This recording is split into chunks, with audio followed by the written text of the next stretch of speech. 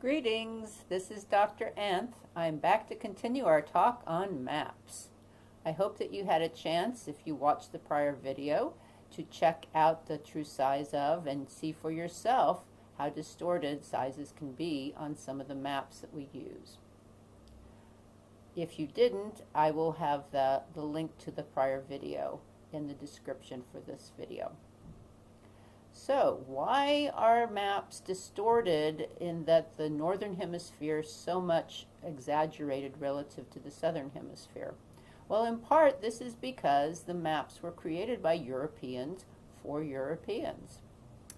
They were also created during a time of sailing ships, and crossing the Atlantic from Europe to North America was a major trade route, and this simplified navigation for them.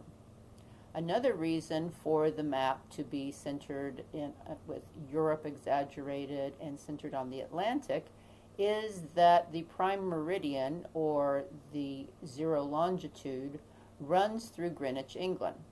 This is due to the fact that the person who figured out how to calculate longitude happened to live in Greenwich, England, and also to the fact that during this time period in the 18th, 19th centuries, England had basically colonized the world, and so putting England more or less in the center of the map perhaps made some sense.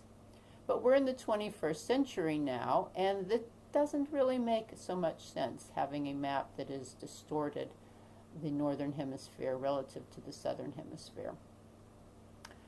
Several reasons for this. One is, where is the major population center of the world? It is not in Europe. The majority of people, well, at least half the population of the world, lives in India, China, Indonesia, and other parts of Southeast Asia.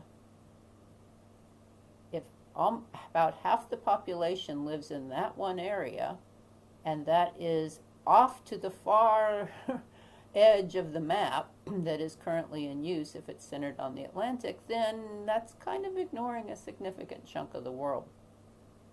So we need a map that is more accurate in terms of size of land masses, and one that is more centered on the Pacific. And in this case, there is a projection, map projection, that works better, and that is called the Peters projection, which more accurately sizes the continents, so that it does show that the continent of Africa is 14 times size of Greenland, an island in the northern latitudes.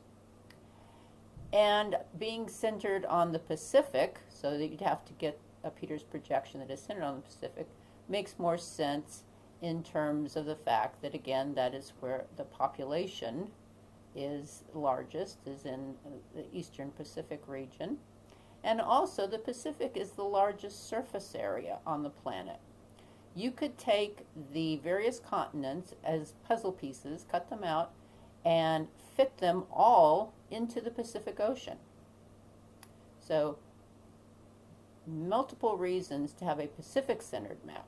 If you happen to live in the United States, it makes even more sense. You know, we have in the United States kind of a feeling that, yes, we are closer to Europe or whatever, but actually our major trading partners are now in Asia. And so seeing the relationship of the U.S. to Asia across the Pacific makes a lot of sense. Another interesting thing about population density in Asia is there is one state in the country of India that has a larger population than every country in the world except for India, the United States, China, and Indonesia. We need to fix our maps. We need to change the type of map that we use in schools and in publications and on TV, and it should be a Pacific-centered Peters projection map.